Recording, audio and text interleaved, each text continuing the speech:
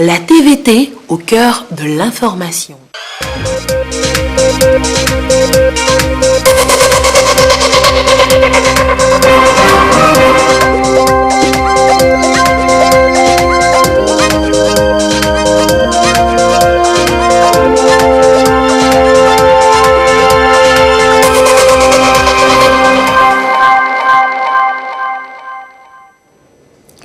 La République togolaise perd un de ses plus grands serviteurs, brillant professeur de droit.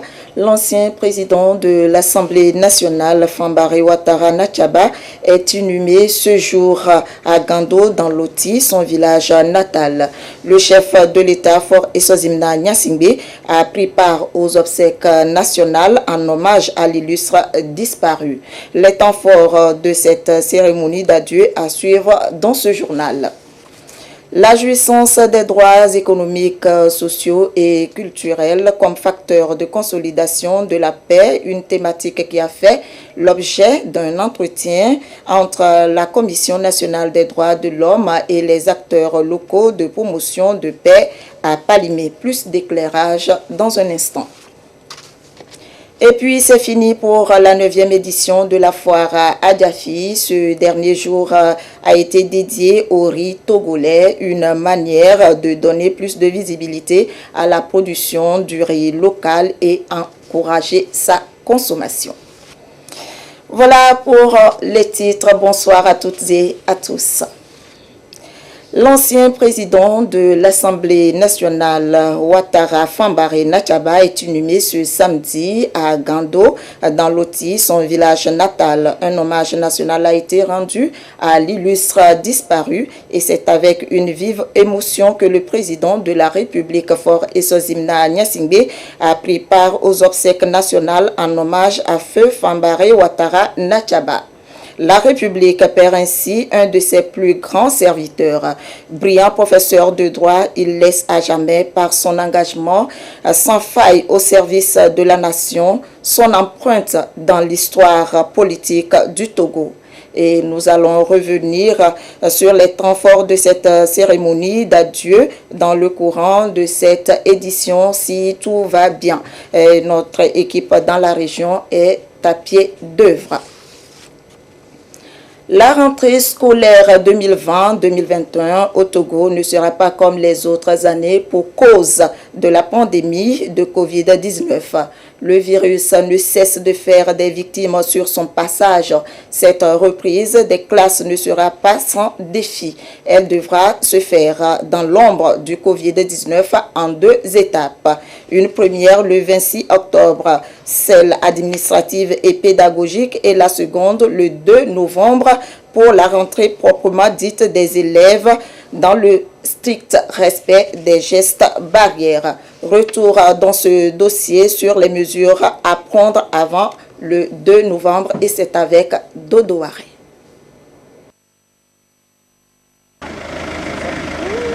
Les défis sont énormes pour cette rentrée scolaire 2020-2021. L'urgence sanitaire actuelle exige des ajustements importants pour créer des conditions sanitaires et pédagogiques appropriées.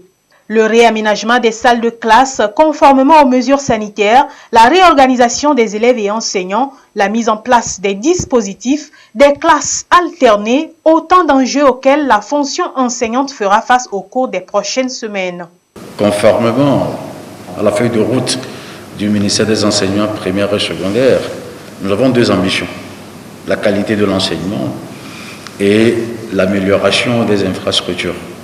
Donc il y aura un véritable projet de construction de bâtiments scolaires suivant des standards. Les défis sont énormes pour cette rentrée scolaire 2020-2021. L'urgence sanitaire actuelle exige des ajustements importants pour créer des conditions sanitaires et pédagogiques appropriées. Le réaménagement des salles de classe conformément aux mesures sanitaires, la réorganisation des élèves et enseignants, la mise en place des dispositifs, des classes alternées, autant d'enjeux auxquels la fonction enseignante fera face au cours des prochaines semaines. Conformément à la feuille de route du ministère des Enseignements primaires et secondaires, nous avons 2 ambitions, la qualité de l'enseignement et l'amélioration des infrastructures. Donc il y aura un véritable projet de construction de bâtiments scolaires suivant des standards, ce qui répond à la dynamique précédemment invoquée par le ministre Acha. Nous avons mis l'accent sur la dimension pédagogique qui voudrait que l'Institut national des sciences de l'éducation, avec l'appui de nos inspecteurs et de nos directeurs régionaux de l'enseignement, puisse former des groupes cibles, c'est-à-dire la formation des formateurs sur les nouvelles tendances de l'enseigner autrement.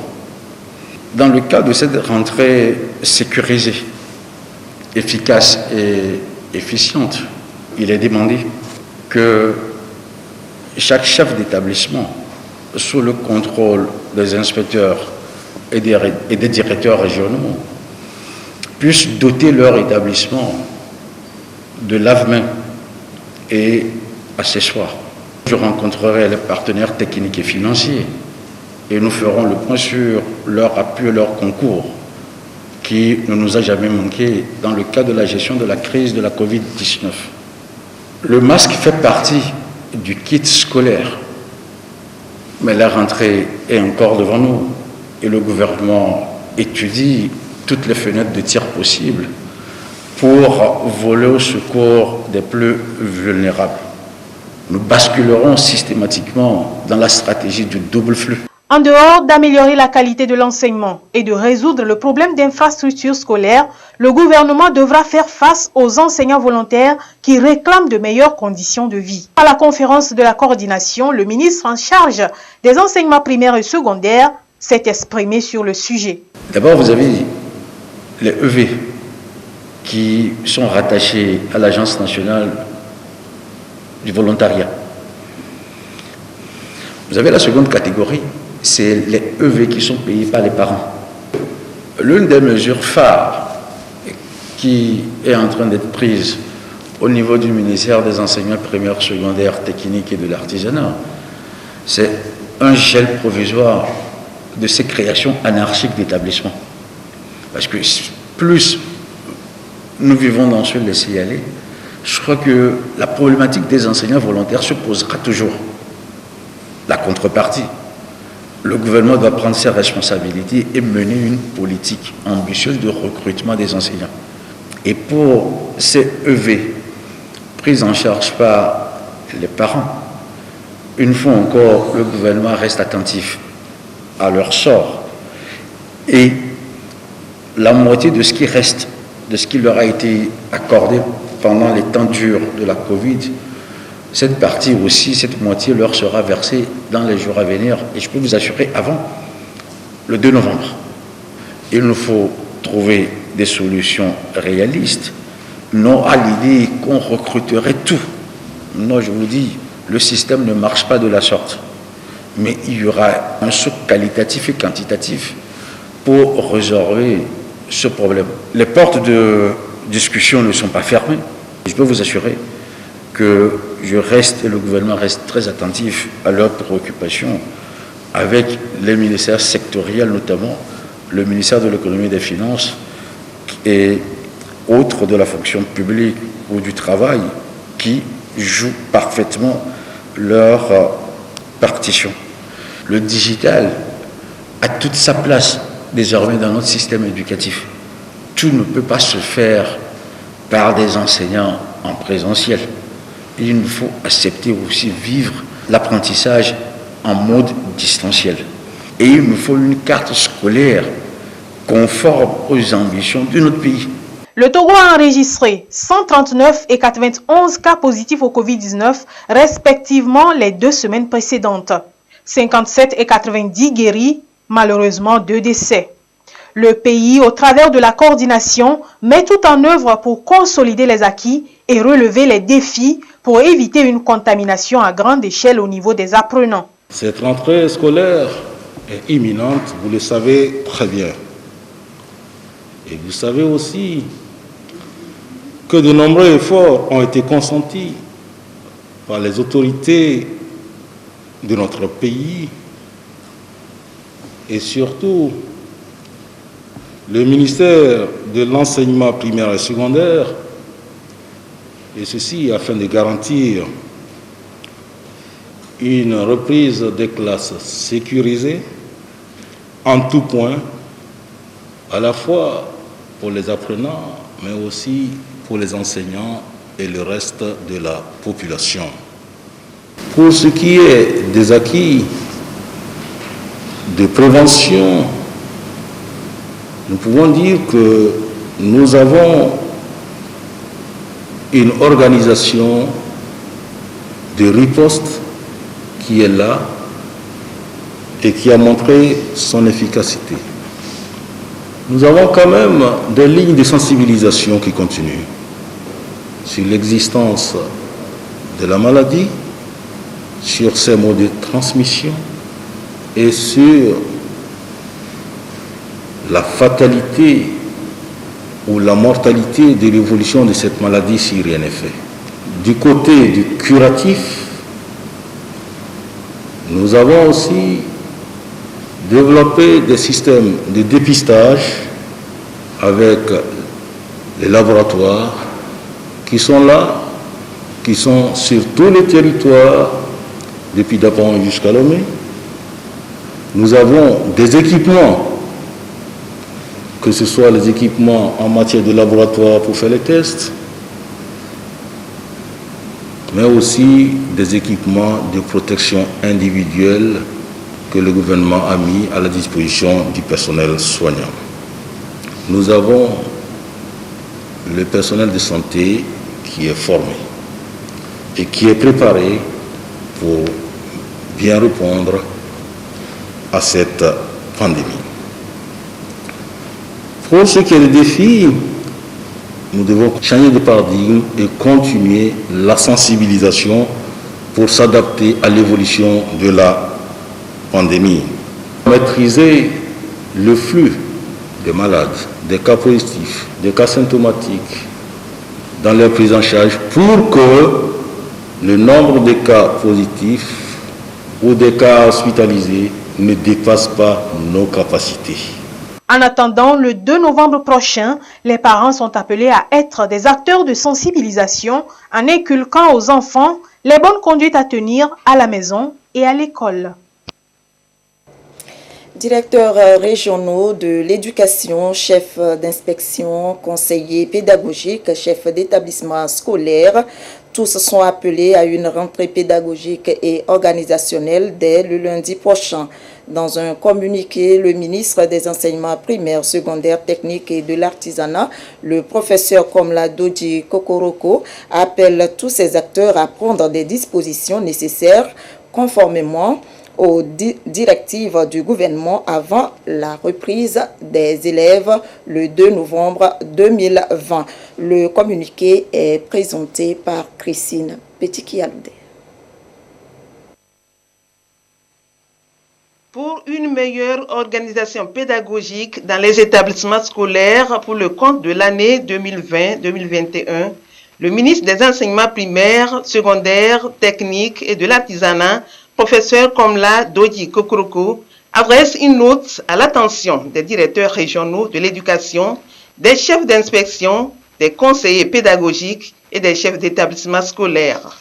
La reprise des activités administratives, académiques et pédagogiques dans les établissements scolaires intervient dans un contexte difficile, particulièrement marqué par la crise sanitaire liée à la pandémie de la COVID-19.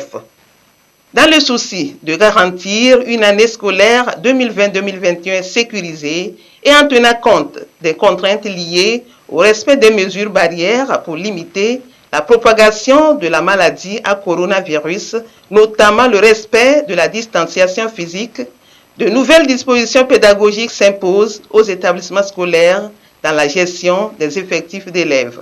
À cet égard, et considérant les capacités d'accueil dans les salles de classe, le ministre compte sur la responsabilité et l'engagement de l'ensemble des acteurs en ce qui concerne les mesures idoines qu'il convient de prendre afin de disposer absolument les élèves à 2 par table banc avec un seuil maximal de 60 élèves par classe.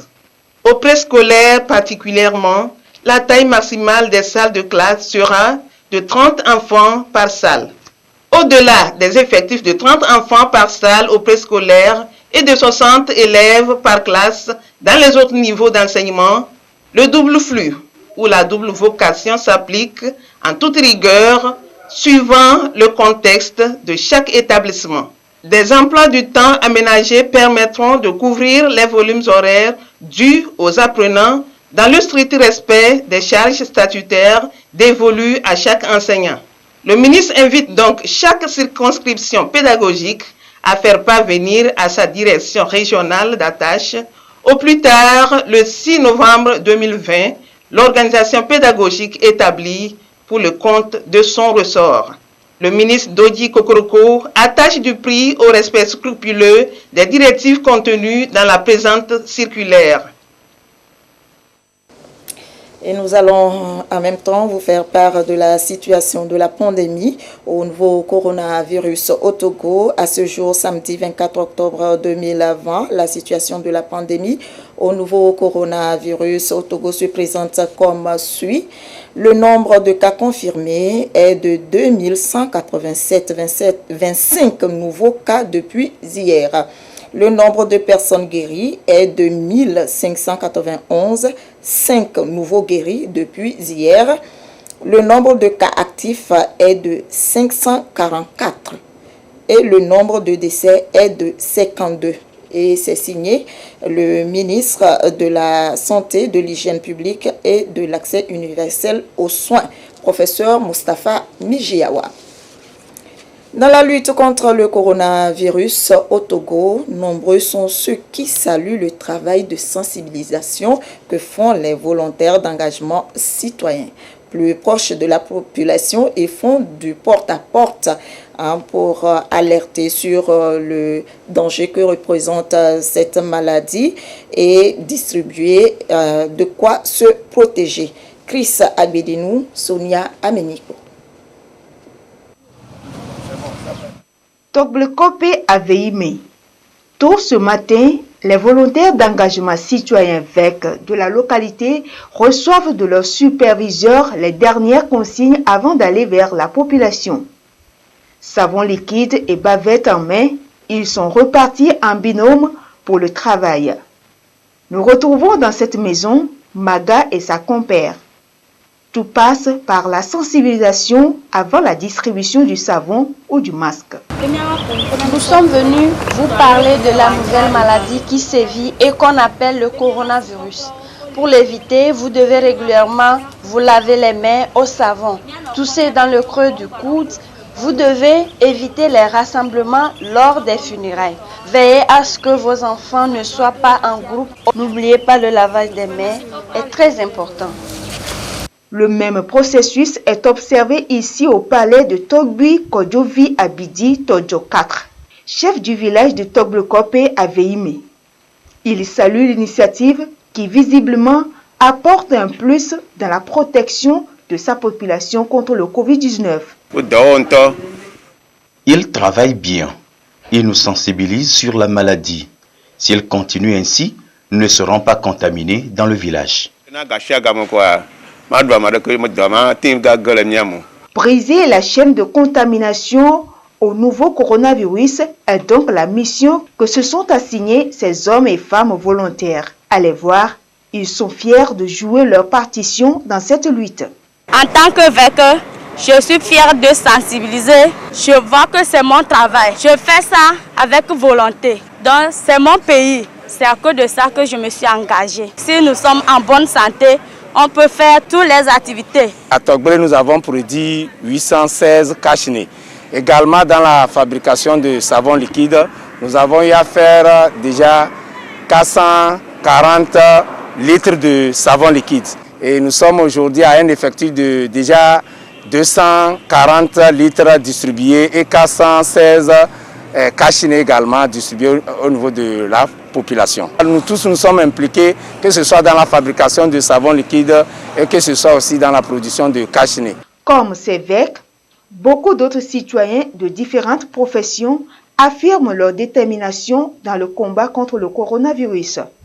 On parle notamment des médecins, des journalistes et aussi des forces de l'ordre et de sécurité. La Commission nationale des droits de l'homme CNDH a tenu une rencontre avec les acteurs locaux de promotion de paix à Palimé dans le Cloto. Les échanges ont essentiellement porté sur un thème bien précis, la jouissance des droits économiques, sociaux et culturels comme facteur de consolidation de paix. L'objectif est d'amener les participants à comprendre l'impact de la pandémie de Covid-19 en lien avec les facteurs socio-économiques pour préserver la paix en cette période. Silver Abdou. Ils sont des vecteurs privilégiés de paix dans leurs communautés respectives. Ces acteurs, notamment ces comités villageois de développement et de quartier, ainsi que les organisations de défense des droits de l'homme et des comités locaux de paix. Ce sont eux qui s'approprient ici à Palimé pour le compte de la région des Plateaux la thématique de la Journée internationale de la paix, axée cette année sur la jouissance des droits économiques, sociaux et culturels, facteur de consolidation en période de Covid-19. Des échanges pour permettre à chaque acteur de comprendre l'importance des facteurs socio-économiques dans le contexte de la préservation de la paix. Nous allons sensibiliser les populations pour que, également, à leur niveau, dans les comités locaux de développement, que des initiatives puissent être prises également pour favoriser la jouissance aux uns et aux autres de ces droits en cette période sensible. Cette plateforme d'échange est initiée par la Commission nationale des droits de l'homme et s'inscrit dans le contexte de la Journée internationale de la paix, une journée célébrée en différé ici à travers cette séance de sensibilisation destinée à permettre aux acteurs de mener des discussions constructives visant à façonner la paix, surtout en cette période de la crise sanitaire. D'amener les uns et les autres à comprendre que c'est vrai, il y a des difficultés, mais nous devons également nous adapter à cette pandémie-là pour pouvoir juguler ensemble avec le gouvernement cette crise. Il s'agit donc de les amener à mobiliser leurs énergies et à s'engager pour la promotion de la paix, une valeur qui exige de chacun des actions destinées à contribuer au mieux-être des communautés. Autre sujet d'actualité, la corruption au Togo, un mal pour lequel il faut mener une lutte conséquente, collégiale, structurante et efficiente. Des mesures ont été prises par le gouvernement dans ce sens. Ce phénomène de société lié au comportement humain est en effet néfaste sur le progrès et le développement du continent. La corruption constitue un frein à la croissance économique. Et puisque c'est un combat collégial, le collectif des associations contre l'impunité au Togo accompagne les actions du gouvernement dans ce sens. Le CACIT a tenu à ce propos une réunion avec les magistrats, officiers de la police judiciaire et bien d'autres acteurs à Kara. Nestor Mouzou. Le gouvernement s'est engagé depuis plusieurs années dans un combat contre la corruption au Togo. Un fléau qui constitue un véritable obstacle pour le développement et pour le respect des droits de l'homme. Pour accompagner le gouvernement dans cette mission, le CACIT, collectif des associations contre l'impunité au Togo, a conçu et exécute un projet dénommé « Renforcement de l'accès des victimes de violations des droits de l'homme à la justice et à la lutte contre la corruption ». Cette rencontre de Kara, qui est un volet du projet, a pour objectif d'outiller les différents acteurs que sont les magistrats, les officiers de la police judiciaire et la société civile à contribuer à mettre un terme au fléau. Aujourd'hui, vous entendez plusieurs allégations de corruption par ici, de détournement de deniers publics par là. Et nous sommes appelés ensemble avec les acteurs pertinents que nous avons invités à réfléchir d'abord à se renforcer, puisqu'il y aura un consultant qui a été recruté dans ce cadre, qui va aborder un peu le cadre international de prévention de la lutte contre la corruption, notamment la Convention internationale contre la corruption et la Convention de l'Union africaine qui s'occupe aussi de la corruption, le protocole de la CEDEAO qui parle aussi de la corruption, au moins ce que les États doivent pouvoir mettre en œuvre. Nous savons que l'État a implémenté ces dispositions internationales et régionales dans notre ordonnancement juridique interne. Maintenant, le défi le plus important, c'est comment faire pour améliorer les choses. Et c'est ensemble avec les acteurs qui sont là, au cours de cette formation, nous allons réfléchir, trouver des stratégies de plaidoyer. Les participants seront renforcés sur la thématique liée à la corruption en rapport avec les droits de l'homme, la collaboration entre les actions du gouvernement et les initiatives des organisations de la société civile et des médias. Ils sont appelés à mobiliser des groupes cibles, à s'engager pour une contribution significative dans la lutte contre l'impunité. À Covier, dans la vallée de Zio, des tonnes de riz sont produits sur un périmètre irrigué. Problème, les paysans ont du mal à le commercialiser. Pour pallier à ces difficultés, les pouvoirs publics ont initié un projet qui permet d'acheter aux producteurs une partie des récoltes. À l'occasion du mois dédié à la consommation locale, le ministère en charge du commerce est allé à la rencontre des producteurs et autres acteurs concernés de cette localité. Sandra Aziabi. Une protection du riz local de Covier. Les acteurs et producteurs du monde agricole se penchent sur le sujet pour s'engager dans la démarche de sa protection. Une démarche qui trouve sa place dans le contexte de la valorisation des produits locaux au profit des producteurs togolais. Finalité, créer un label en se basant sur le système des indications géographiques. La démarche d'indication géographique laisse la traçabilité quant à l'origine du riz. Lorsqu'on va apposer une indication géographique sur le riz, quand il sort hors des frontières ou quand on l'achète, on sait d'où il vient. Et d'autre part, les producteurs vont élaborer un cahier de charges. Il y aura une qualité liée au milieu qui va être défendue par les producteurs. Produire bien, produire de qualité, mais aussi reconnu, faire la certification des produits pour que ces produits-là, bien consommés en interne, peuvent être également exportés aisément. Et c'est ce que nous saluons par cette démarche qui, de surcroît, reconnaît un des produits togolais, le riz de Covier. L'occasion a permis d'instruire les participants sur les notions de marque, du nom commercial, du brevet d'invention et celle de la protection intellectuelle. Justement, la foire à Adjafi 2020, la 9e édition, a été dédiée au riz togolais pour son dernier jour d'exposition-vente, une innovation pour donner plus de visibilité à la production du riz local et encourager sa consommation. Ornella Apelete, Carmen Madié, Akakou.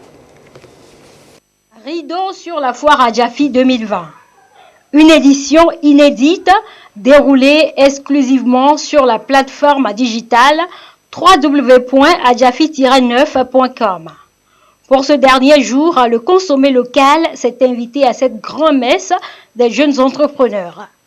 Le riz Made in Togo est à l'honneur. 13 marques de riz 100% togolais sont ici présentées sous différents noms. Le public redécouvre donc les productions de riz local qui sont sur le marché. Ce riz, c'est naturellement parfumé d'abord, qui est cultivé dans les carrières rizicoles de Blizionou particulièrement. Nous avons le riz long grain, communément appelé chez nous le riz chapeau, et nous avons le riz 841. Le riz Kosamel, c'est produit au Togo à Gomeglozo.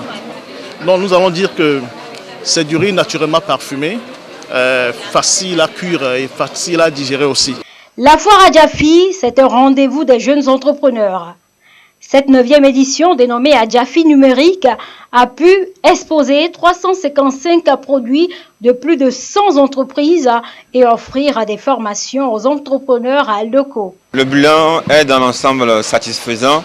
Nous avons démarré cette fois avec moins d'optimisme que les fois précédentes parce qu'on ne connaissait pas l'univers du numérique. Mais Dieu aidant, nous sommes arrivés à mobiliser 140 exposants qui ont publié quotidiennement sur la foire pendant les 30 jours d'exposition. Nous avons réussi à organiser aussi nos activités de formation sur les activités prévues. On a fait 95% des activités. Une seule activité a été annulée. En termes de loisirs, on a trouvé le moyen également de publier 2 concerts et des anciens concerts sur la plateforme digitale. Pour le ministre du Développement à la base, cette initiative est louable puisqu'elle contribue à créer de nouveaux emplois et encourager l'excellence dans la filière riz. J'ai noté que même s'il n'y avait plus de Covid, les années prochaines, c'est encourageant, il faudrait ouvrir cette foire au monde entier, à tous ceux qui sont intéressés par l'agriculture togolaise et par le riz togolais.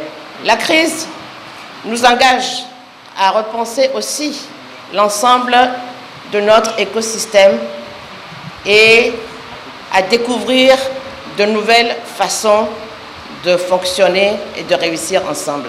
L'agriculture doit être un levier pour renforcer le développement et la résilience de nos pays. Initié depuis 2012 pour promouvoir le génie et la créativité des jeunes entreprises togolaises, la foire Adjafi occupe aujourd'hui une place incontournable dans les mécanismes de promotion de l'entrepreneuriat au Togo, en Afrique et ailleurs. Nous allons à présent vous amener à suivre cette vidéo. Il s'agit d'un témoignage émouvant d'une maman dont le fils est infecté au Covid-19. Cette maman lance un appel à tout un chacun.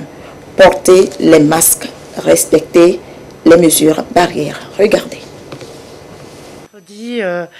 Louis est rentré de l'école et il n'était pas bien. Il toussait beaucoup. Très fatigué. Et puis on est allé chez le médecin, on a fait le test. Il a fallu quelques jours pour avoir les résultats. Et lundi soir, étant donné qu'il était toujours pas bien, on est retourné chez le médecin. Et là, elle m'a dit, il n'y a pas le choix, il faut aller aux urgences parce que le sang de Louis n'est plus oxygéné correctement. Il tousse, il a beaucoup de fièvre, il m'a fait 42 fièvres pendant 4 jours, oui au moins 4 jours, jour comme nuit. Et puis on est arrivé aux urgences et 3 heures après j'apprenais qu'il était atteint du Covid. Il a été hospitalisé dans l'aile Covid sous oxygène. Et puis hier à midi, voilà, on m'a téléphoné du Choipi en me disant que Louis était transféré à l'hôpital Reine Fabiola. Pardon.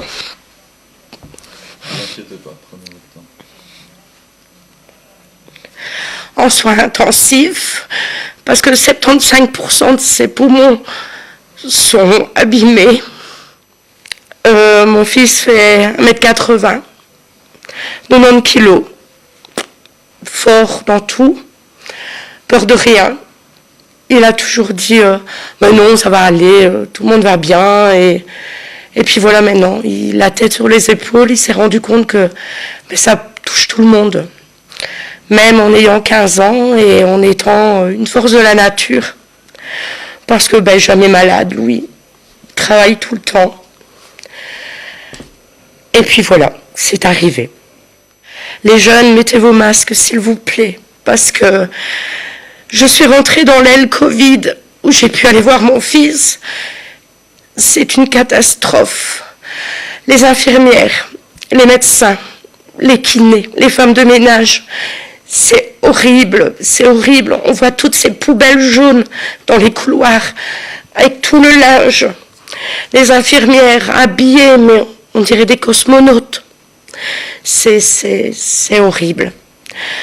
Mettez vos masques, s'il vous plaît. Respectez la distance entre vous. Ne faites plus de bisous. Les bisous, voilà, vous les ferez après quand tout ira mieux. Désinfectez-vous les mains continuellement. Parce que, voilà, demain je vais voir mon fils, il sera allongé sur le ventre, pas bien. Mais il a la tête sur les épaules. Et il se dit, si maman ça va, tout va bien, t'inquiète pas, tu peux rentrer à la maison, je suis bien entourée. Oui, il est super bien entouré.